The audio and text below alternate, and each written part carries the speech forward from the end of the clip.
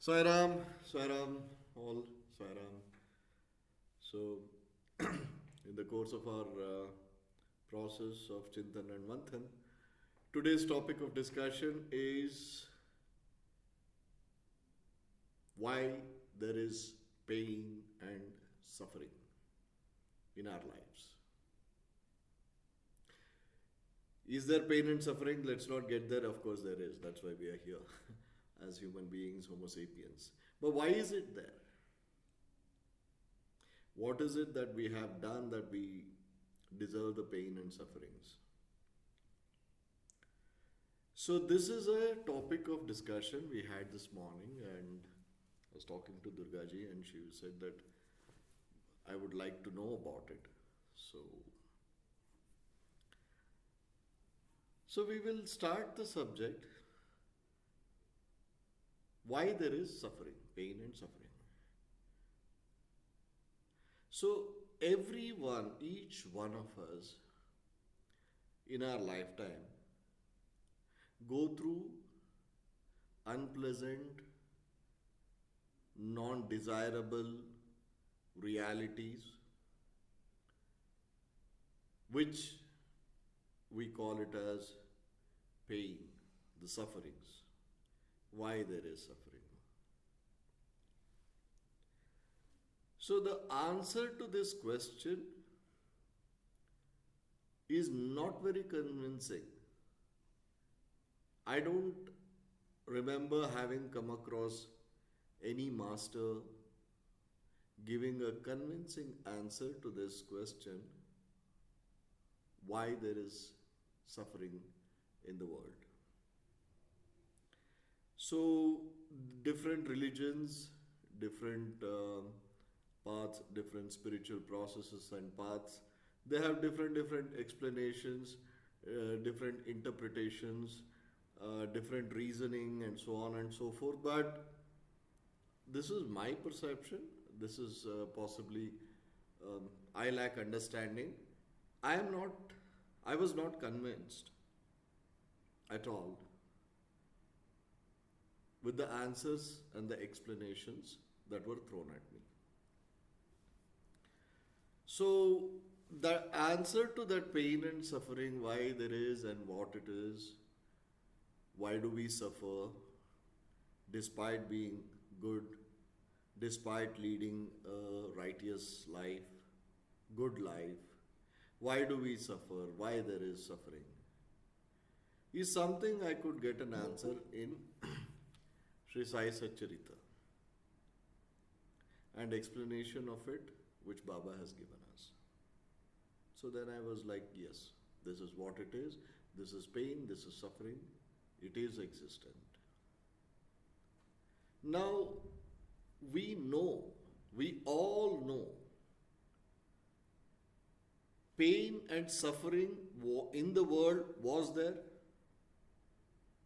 is there, will always be there. When it comes to the world, the whole world, if we talk about the whole existence of human race, we feel, yes, there is pain in the world. It's not nice. It is not a good thing for the world to suffer. But anyway, it's okay. We live. But the same suffering when it comes to us, when we start suffering, we start questioning. Absolute selfishness. All of us. The suffering is there. It is if we date back to the Itihasa, from Ramayana days, Mahabharata days, Treta Yuga, Dwapar Yuga, Kali Yuga, any Yuga, there was suffering. We know that in every religious scriptures, every Itihasa, that is history, has told us that there is pain, there is suffering. But yes, we read it, we know it. But when the pain and the suffering comes to us, we start questioning. Till such time, we are fine.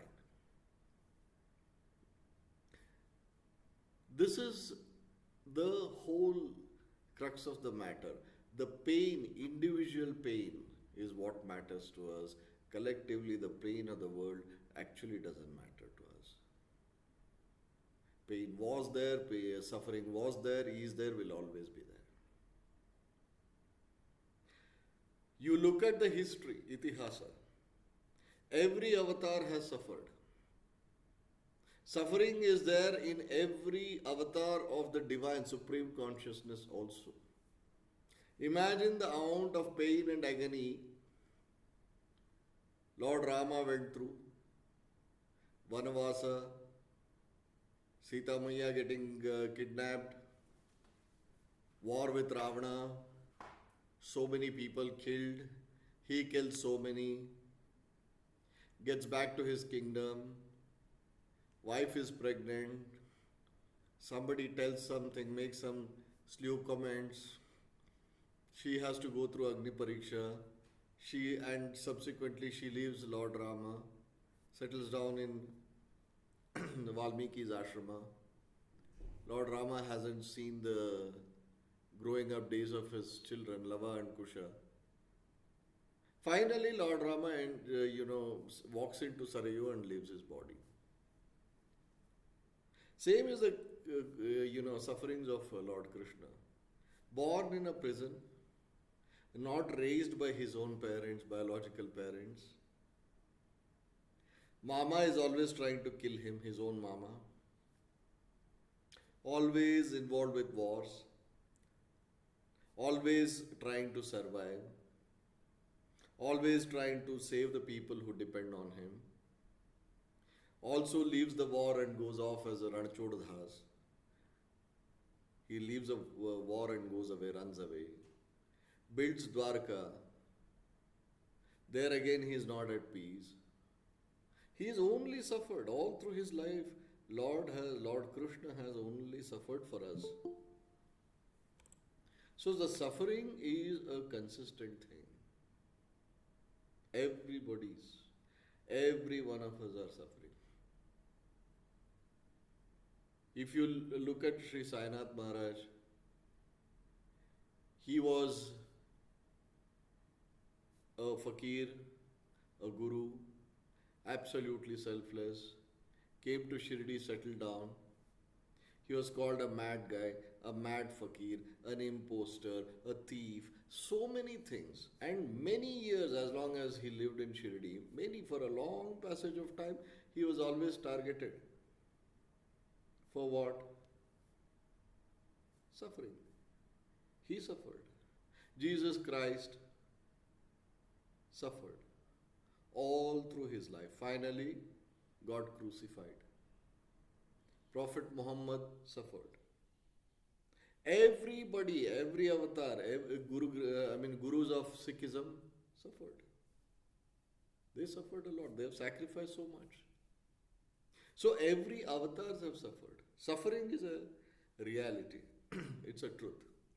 And we know it. We all know the suffering was there, is there, will always be there. But the question is, we start questioning the God or the Guru, that why am I suffering? When the suffering becomes individual suffering, personal suffering, then the question arises, why am I suffering? Why should I be suffering? Do I deserve to suffer? Right? Did Lord Rama deserve to suffer? Avatar of Mahavishnu. Did Lord Krishna deserve to suffer? Sri Sainath Maharaj, Purnavatar of Adiguru Dattatreya, did he deserve to suffer? No. But they suffered. So suffering was there, is there, will always be there. Now the next question comes in our mind. The question is, if there is God, why do we suffer? Did God create this universe, the mankind, the living beings, and did He make them to suffer? That's another question. which crosses our mind. Then, is there Guru? If Guru is there, when I am surrendered to Guru, why am I suffering? Is another question. So, the question, and finally, people say that I have suffered so much that I no longer believe in God. I don't believe in Guru. I have only suffered. By believing in God and Guru, we are not doing them a favor. We are doing ourselves a favor. Anyway, that's a different subject altogether. Now, about the suffering, Buddhism explains in a manner where he says, Lord Buddha, Gautama Buddha says that there is suffering. Understand what is suffering, how to deal with suffering, and relieve yourself of suffering. So there are four ultimate truths in Buddhism. First, accept there is suffering. Right? So the Buddhism has a different take on suffering. Hinduism has a different take on suffering. Every religion has different takes on sufferings. But suffering, as I said, is there. Now, let's get to the point. We are going to take a little sidestep because this answer to this question is not easy. It is definitely not easy. As I said, convincing an answer to this question, I have possibly read I have read quite a few literatures, heard a lot of masters. Nobody has given a clear-cut answer to this question. So we in our Saipanth try to dive deep into this, subject and then every subject, and try to find our own answer, because the answer doesn't lie anywhere out of us. It is all with us and within us. So the indwelling God, Guru, gives us the answer. Right? Now, we have to take a step aside, parallel, to understand about suffering. We all have been taught two theories. One is theory of creation, which is theology, which is religious teachings. Theory of creation. And then there is another which is scientific teaching, Charles Darwin's theory of evolution. But the moment we say that theory of creation and theory of evolution, people who are more educated, more have a scientific bent of mind, logical bent of mind, they will lean towards theory of evolution of Charles Darwin. People who are religious, who are soft, who believe in God, those people will believe in theory of creation. Theory of creation, there's an old man sitting, scratching his beard, and someday he said that, okay, let me create all these things. Boom, it happened, right? Well, we yogis, not just Shunya Kriya yogis of Saipanth, yogis, if you decipher and understand the yogic path, that is the only place where you can get a logical answer, which is theory of occurrence. There is nobody who sat and created everything. There is no old man sitting in the sky at a place called heaven and said, here there is nothing, there is only water, and then I pull up earth. Or in every religion, like, I put garden, man, a woman, and this and that. No. That's again Purana, cock and bull stories. Let's not get there. Neither in Charles Darwin's theory is debatable. People may say, who is this guy to talk about Charles Darwin? Please understand, Darwin's is also a theory, religion is also a theory. Both are theories. Just because it comes from a scientist, it is not a ultimate truth. Just because it comes from the religious text, it is not an ultimate truth. Not necessarily so. Many of the scientific theories have been dismissed by the scientists several times, several occasions. We can go into that, but doesn't matter. Both are theories. Theory of creation is also a theory, theory of evolution is also a theory, theory of occurrence is also a theory. But this is something for a yogi is more convincing. Now,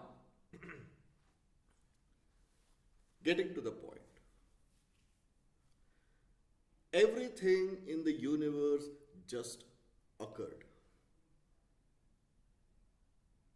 Shunya Kriya always talks about nothingness. There is nothing. Everything is Shunya. The yogic path that we follow. When you accept that everything occurred, happened, manifested, just happened, then the blame on your realities or the worldly realities and realities of the universe, you cannot rest on anybody's shoulders. You cannot blame God. You cannot blame Guru. You cannot blame anyone. You can't blame yourself. Just happened. Theory of occurrence. So when things just happened perfectly from a single cell creature, I don't want to go into this supreme consciousness, which is definitely a reality. Supreme consciousness being in a state of witness, sakshi, nirvichara, nirvikalpa, no attributes, no thoughts, no emotions, no form, no gender, gunatita, lingatita, atita. There is nothing, it is just a supreme consciousness which is in a state of witness, a sakshi, sakshi swarupi. What we call it as Parabrahma, what we call as Sadashiva, Mahavishnu, not Trimukha Brahma, Sarpadhari Shiva, or Sheshashayana Vishnu. We are talking about supreme consciousness, which is just in a state of witness. Then occurred the sound, the first mantra, which is Aum. That same thing in different religions is Shalom, Amen, Amin. All these things are the same. So now all those things occurred, and after that, even this creation occurred. Then there was primordial energy, then there is matter, and then the Big Bang theory and the creation of the universe. We will rest all those things aside. Let's just get down to us on earth, earthlings. Right? So, single cell creature to Homo sapien, considering that we are the most advanced beings, living beings. It just occurred, it happened.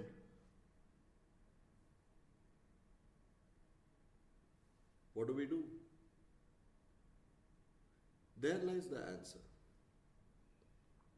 First, we are taking one decision that we are not going to blame anybody for the realities which we are faced with. No point. So the moment blame game ends, everything begins.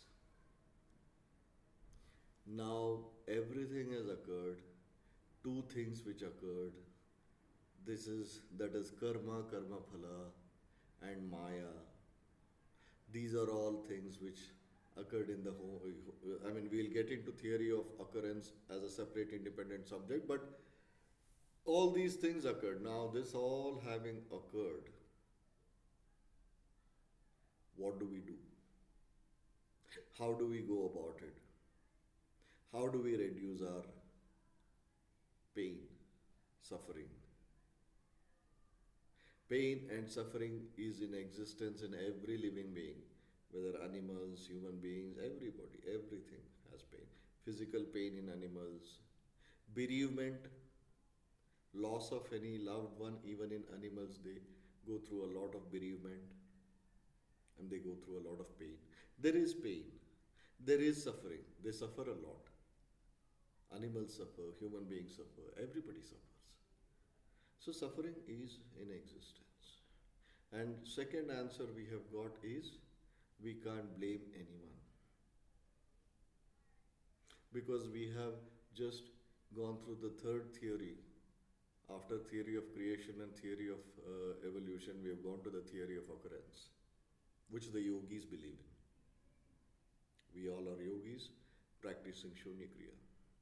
Now, when we are in theory of occurrence, there is no one whom you can blame. Second.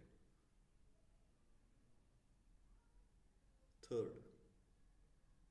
Now, let's take a thread from the Buddha's teaching. There is suffering. The four ultimate truths. Suffering is real. Suffering should be accepted. There is a way out, and what is a way out? Right? So let us get to the point. No blaming, no blame game. And one more thing. I have to add something here. We have all these gyanis, gurus, guru pas, guru mas, guru this, guru that, avatars and this and that, self-appointed, who can never give us a convincing answer. They quietly blame everything on karma. Karma, karma, phala. Hinduism is all about that. Foundation, Hinduism, Sikhism, Buddhism, Jainism is all about karma, karma, phala. And these, first of all, these self-appointed gurus and spiritual leaders, they don't know the answer, they'll confuse you further. They'll put you in even worst situation. A true seeker, innocent seeker gets into a loop. Like one of the answers they have, it's floating around. God or Guru makes his most loved ones suffer more. जो भगवान के करीब होता है, जो गुरु के सबसे अजीज होता है, सबसे प्यारा होता है, उसको ज़्यादा दर्द होगा. उसी को भगवान और गुरु दर्द देंगे. क्या लॉजिक हुआ? What utter rubbish and nonsense is that? Why? Let us say there is a child which comes first in the class or first to 10, very good, very nice child. Will the teacher encourage, pat and take care of the necessities of the child, or keep pinching and making it suffer? Abusing and suffer, making the child suffer. This is absolute rubbish. It is utter nonsense. Do not fall trap into this nonsense. And my advice to those self-appointed, spiritual leaders, if you don't know the answer, please keep quiet. Or search for an answer and give a logical answer. Otherwise, don't give anything. Please keep quiet. Don't further confused, already suffering lot. I really wonder why they do that. They don't have an answer, they'll say, easiest two things when it comes to suffering. Karma, karma, phala. After God loves you more, Guru loves you more, that's why He is putting you through bigger challenges. These are testing times, have faith. What nonsense is that? Why would anybody do that? In the right sense of mind. I think Guru is the one who is in the absolute perfect sense of mind and thoughts. Why would he do that? I really wonder. Anyway, I have given out my few words on those fools who are fooling everybody. This whole crux of the matter is there is a system which works in the universe. Let us accept that system. Let us first understand the system about it. What that system is. How does it work?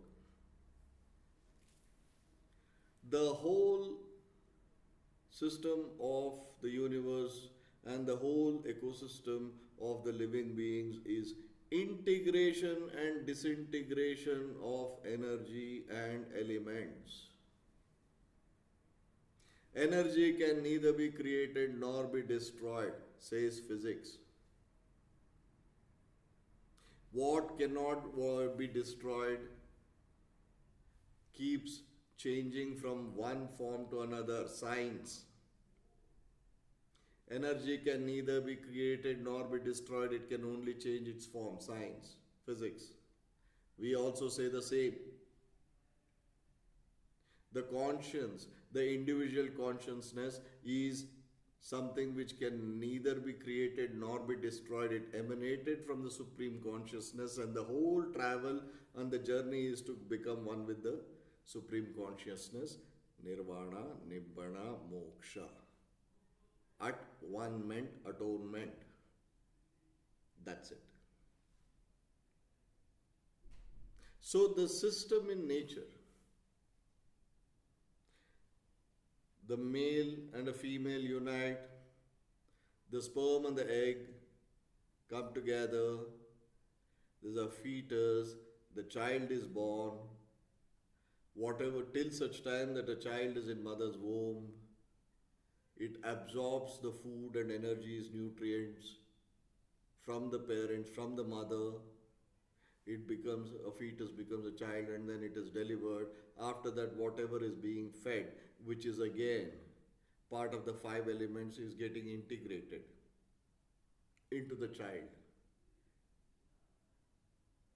So it gets, keep on integrating, and then the child becomes a grown-up young adult, middle-aged, old-aged, and then the suffering of physical suffering or not, whatever, the person sheds the body and the body disintegrates. The whole system is integration and disintegration.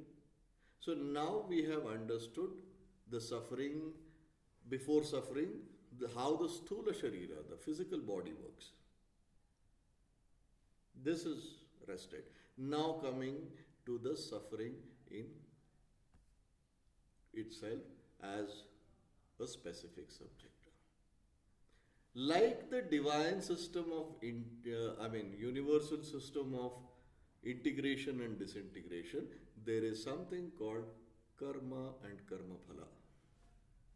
No escape from that. Let us rest religion aside. Let us keep the spiritual aspect of it aside. Cause and effect. Action has a fruit of its action. Your deed has a fruit of your deed. That is the only reality of life. Now, what happens? We have understood law of occurrence, law of eternity. We were there, we are there, we will always be there. As individual consciousness, till we become one with the Supreme Consciousness, which we call it as moksha and nirvana. But during this process, the body, the process of integration and disintegration of the elements keeps happening, which we call it as birth, death. Birth, death. That is only restricted to Sthula Sharira. The conscience, individual consciousness or the Atma or the soul or whatever is consistently carrying our karma and karma phala, moving from one birth to another. Who has written your destiny? No old man sitting above. You. You have written your own destiny. You have written your own realities. based on your sanchita karma, which is accumulated from several births. You have written your own destiny. These are my experiences in this birth, so that I will empty the pot of my sanchita karma. This is the only system that works. Eventually, bottom line cause of our suffering is our sanchita karma phala. Sanchita karma, which is the accumulated karma. The only difference is we have forgotten the past. Because we have taken a new birth. Your memory is erased. And there is something called as prarabdha karma, which is what we are doing now, contemporary. Vartamana karma becomes prarabdha karma. What we are doing right now is also karma. That translates into prarabdha, which is accumulated in this particular birth. When we shed the body, the prarabdha goes and sits with your sanchita karma. This is how the system works. So when this system is so perfect, our destiny or our realities and experiences of this birth is something which we have decided to endure, live by. Then why do we complain if we have understood? But having said that, I agree, it is easier said than done. There comes Guru. Guru does not, because he loves you more, just because he loves you a lot, just because you are his favorite, he doesn't put you through excess of pain and agony. That rubbish and trash philosophy, please trash it. Because people don't have a logical answer, they give you all mangadat kahaniya, bakwas. Guru comes in that you have written a destiny, reality, and experiences of your life which you are not able to endure. आपने कुछ ज्यादा ही लिख लिया खुद के लिए, जल्दी था मोक्ष के लिए. You wanted to attain nirvana or nibbana or moksha very early and quickly. So you have loaded yourself with excess negative, unpleasant realities in this birth. So that is suffering. That's why you are suffering. When Guru steps in, is the only one. Mind you, भगवान आपसे खफा हो जाए, गुस्सा हो जाए, तो गुरु बीच में आके खड़ा रहता है. अगर गुरु आपसे गुस्सा हो जाए तो कोई नहीं खड़ा सकता, कोई नहीं आ सकता. If God is annoyed, it is just a metaphor, it is not a reality, but I'm just telling you how, just to establish the importance of Guru. If God is annoyed, Guru comes in between you and God and says that no, he is my child. It is my shishya, my disciple, my devotee, please. But if Guru gets annoyed, even God cannot help us. It's just a metaphor. Guru never gets annoyed with us. Never mind. So that just to establish the importance of Guru. Please understand Guru. Guru is everything. What the Guru does is that you have written these experiences and realities, and this is how I am going to suffer, this is how I am going to go through, this is how I am going to enjoy, these are my siblings, these are my parents, these are things, these are my realities, I am going to live in this and liberate myself from my sanchit karma accumulated and head towards nirvana. This is the reason why we bring in. Now, when we are not able to endure that, Guru comes into the picture and he starts taking out your sufferings. He doesn't make you suffer more. He starts reducing your sufferings. He starts looking after you. He starts taking your suffering on himself. He starts pushing some of your realities, unpleasant ones, to the following birth if need be. That is what the Guru does. He doesn't make you suffer more. For that, what he is asking? Two things. I go back to my master. Particularly about Sri Sanat Maharaj of Shirdi, Purnavatar of Adiguru Dattatreya. What did he say? He who cometh to my samadhi, his sorrows and suffering shall end. Your suffering will end. Is a promise your Guru has given. Have no doubts it will. If you doubt, it won't. For which he said, I need two things from you: faith, patience. Have faith that your sorrows and sufferings will come to an end. Have a little patience. Why patience? Logical explanation to patience. You have decided one reality. I have given this example on informal chats many a times. You have created one reality for yourself. That is unpleasant reality due to which you suffer. But the same thing has to be made pleasant. Is what you are praying for, what you desire for.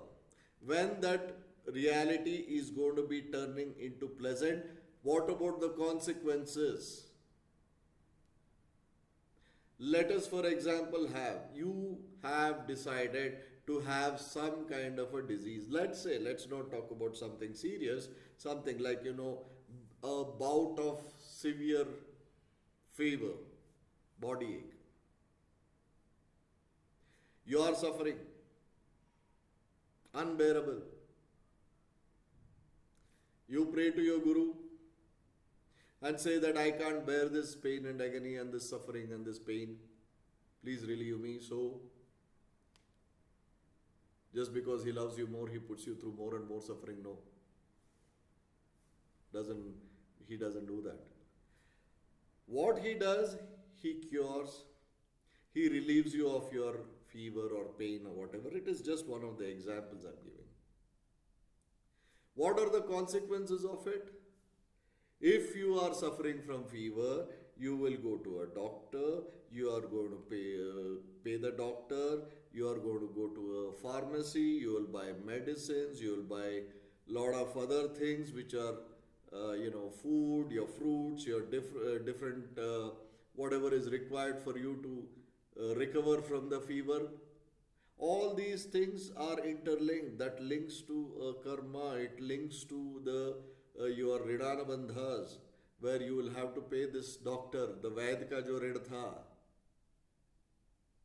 वो दवाई का दुकान वाले का जो ऋण था, किसी का भी ऋण था, वो सब खत्म हो गया ना, क्योंकि आपका फीवर है ही नहीं है. लेकिन उनको कौन बैलेंस करेगा?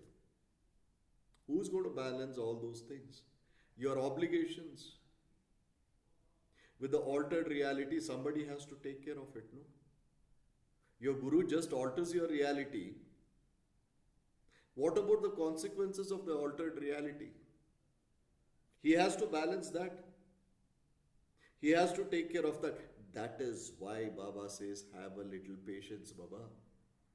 I am at it. Give me some time. These altered realities have consequences which I need to balance. Severe the suffering, higher the consequences. That takes a little time.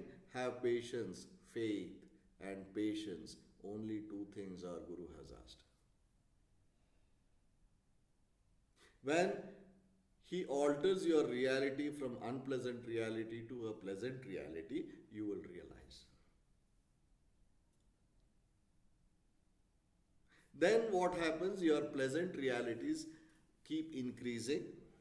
Your fulfillment happens in life. You attain a sense of contentment.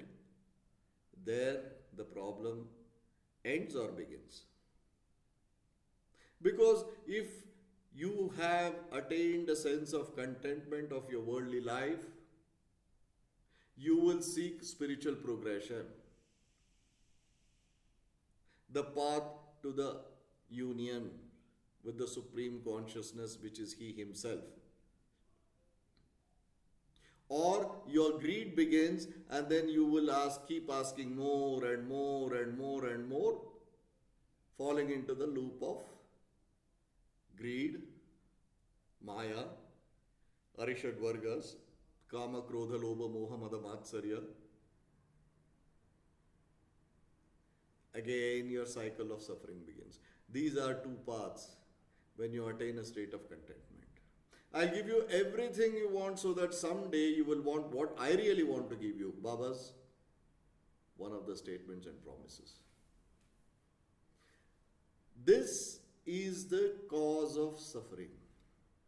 And the end to your suffering is is at the feet and conscious and thoughts of your Guru. What you need to exercise is to submit to the Guru, have faith it works, have faith He will relieve you, He'll not make you suffer more, and a little bit of pinch of patience. That's it. This is the way we handle suffering. There's one more point I would like to make here. Taking a thread from Buddhism. We know that there is suffering, there was suffering, there will always be suffering. Is there any point in thinking about suffering? I don't see any point. No point. But there definitely is a point in contemplating about suffering.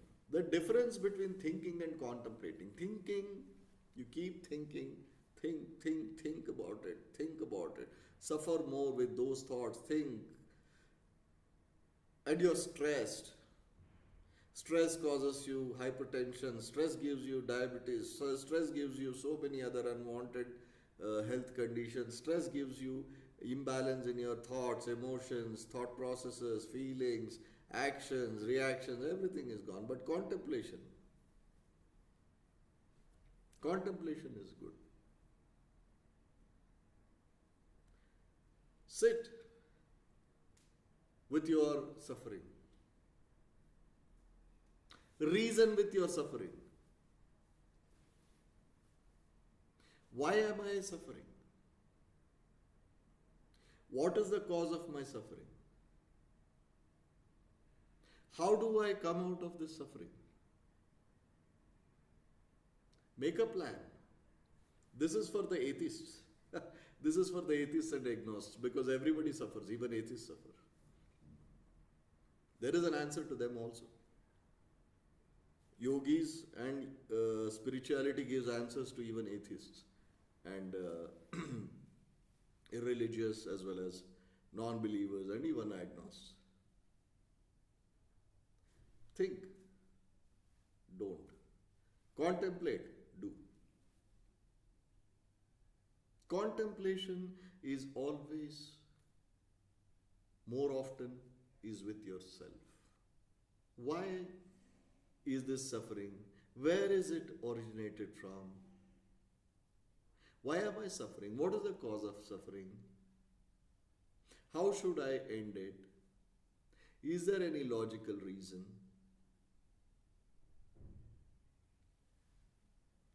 Is there a way out?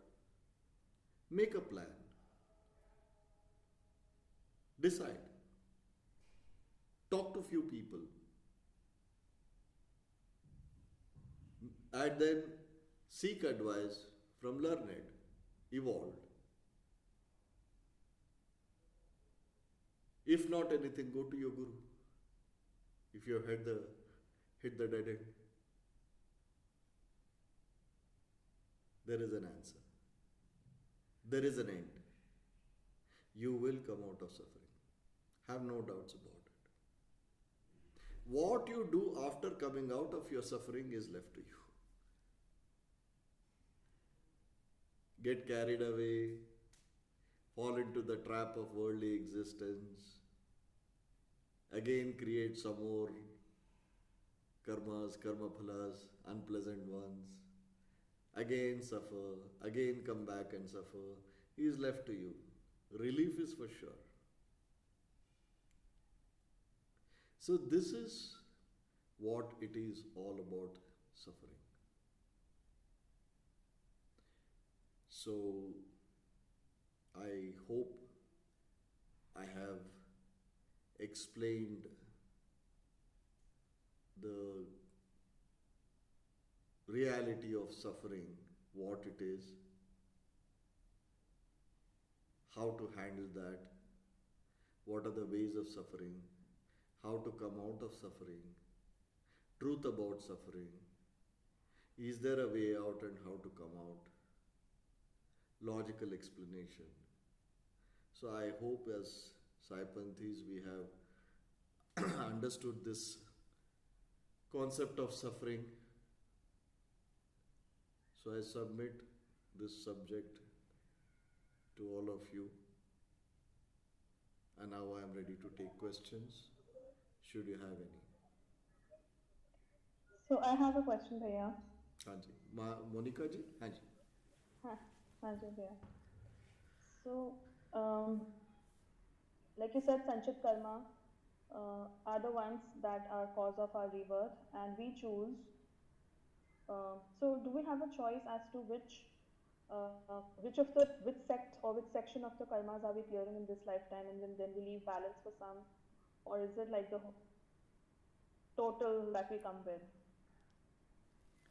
well this is something which is a very technical question about how to what do we do between the births, like are we going to decide, pick and cherry pick which suffering, which karma phala I am going to suffer for Yeah. and which I am going to keep it for the following.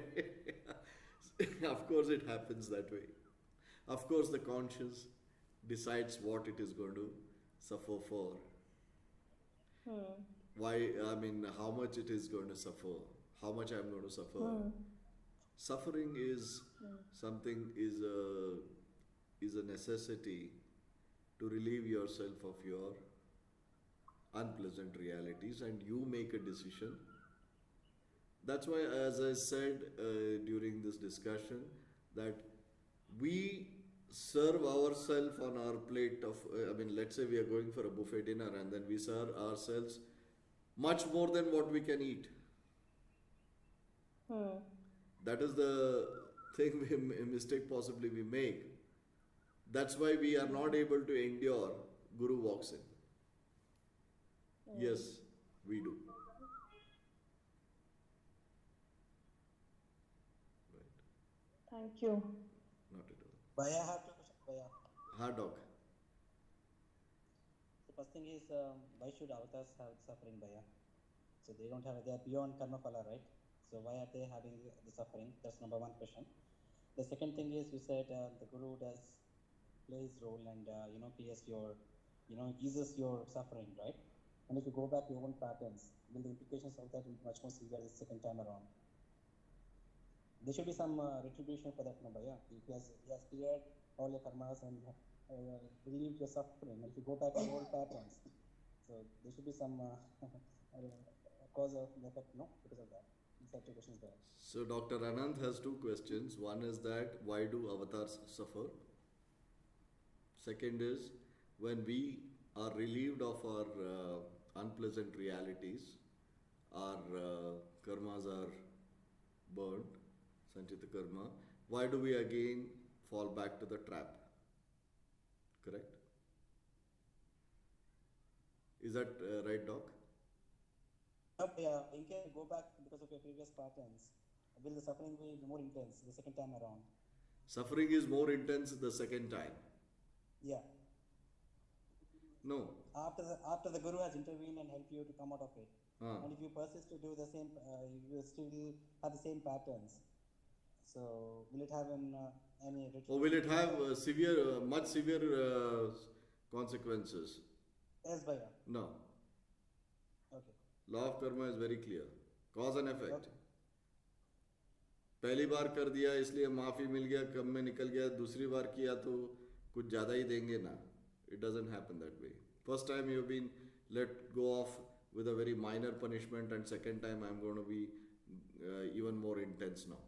Doesn't work that way. Cause and effect, scientific. Doesn't work that way. Every Okay. action, every deed has a fruit of its action, results of its action. Answering your first question, the avatars or the gurus, they don't suffer.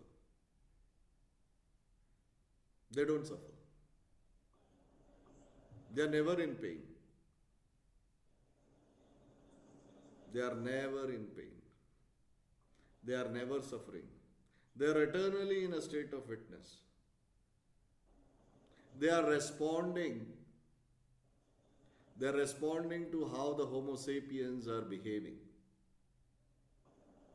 How we human beings are conducting ourselves.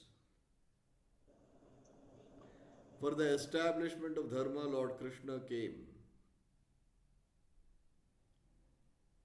There was lot of suffering.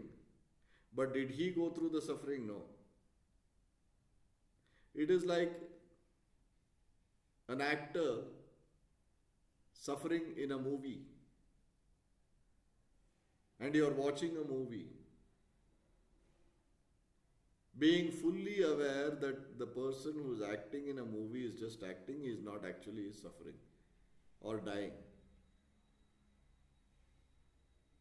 But we respond to that emotionally as if, actually that character is dead. It's all Leela, it is all a play, it is all a Maya for divine. They don't suffer. It is for us to learn how degenerated we are, how filthy we have become, how low we have fallen, that how we treat even the avatars. It doesn't affect us. That's why people say, no, Guru never curses anybody. It's all a play, it's all a Maya, it's all an illusion which is in our minds. They don't suffer. They are always in a state of Sat Chit Ananda, Satchidananda, state of bliss and witness, Sakshi. They don't suffer. Suffering is only for us. Does that answer your question, Dr. Yes, Ram? yes, Bhaiya, thank you. Mansi ji. Yes, Priya. I have a very small question. हाँ जी. Bhaiya, as we all are devotees of Sai Baba, what should we consider Sai Baba as? Should we consider him as a guru or God? त्वमेव माता पिता त्वमेव त्वमेव बंधु सखा त्वमेव त्वमेव मित्रम मम देव देव Sarvam tumeva. सगळम त्वमेव. You're my friend, you're my mother, you're my father, you're my philosopher, you're my love, you're my companion, you're my God, you're my guru. Choose. But my point is भैया कि जब आपने बोला कि भगवान के बीच में और शिष्य के बीच में गुरु आके खड़ा हो जाता है जब भगवान नाराज होते हैं और अगर गुरु नाराज हो जाए तो there is no escape right so my point is कि मतलब बाबा बाबा इज लाइक तो आपको ये जानना है कि श्री शिरडी साईनाथ महाराज क्या थे, भगवान थे या गुरु थे? नहीं for me he is everything my soul my heart my everything Right. My parents my friend everything Okay. But godly figure में उनको मैं प्रोटेक्शन की तरह एक गुरु की तरह देखूं कि गॉड की तरह देखूं जैसे मर्जी वैसे देखो. Make a choice. But fact is that he is a guru. Guru is considered to be greater than God. And So- भैया what is the amount of patience do you need to keep? Some lose their patience मतलब किसी के लिए patience का दायरा होता है कि बहुत ही थोड़े पीरियड में वो कहते हैं हम तो बहुत सबूरी रखे बैठे हैं and we are done with it. And कुछ लोगों के लिए वो सबूरी वो patience it prolongs years and years and years pass by and वो चीज़ like खत्म नहीं होती है आपकी लाइफ में से. So what is the amount of patience we need to keep? कितनी हमारे अंदर What is the instinct quantum strong of होनी चाहिए. patience that you have to exercise? Yeah. If you have any other choice, exercise that choice. If you have no choice, be patient as long as it takes for you to be relieved of your unpleasant reality. The concept of time is man made. Factually, there is nothing called time that exists. We have put a measure, right? We will take up this subject independently. Thank you, Priya.